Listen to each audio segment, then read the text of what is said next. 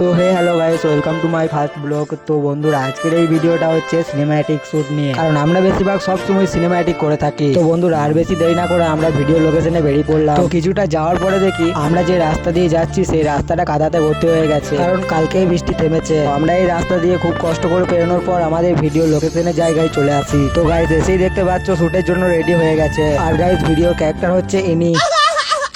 তো চলো বন্ধুরা, ভিডিও ক্লিপের দিকে যাওয়া যাক।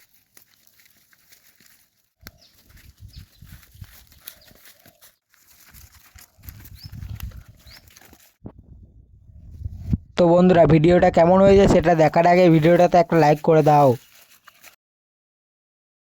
कदे करे तू कदे मैं करूं नदानियां सफरा ते आन गियां बहुत परेशानियां कदे करे तू कदे मैं करूं नदानियां दो तरफा। সো গাইস, আবার দেখা হচ্ছে নেক্সট ভিডিওতে।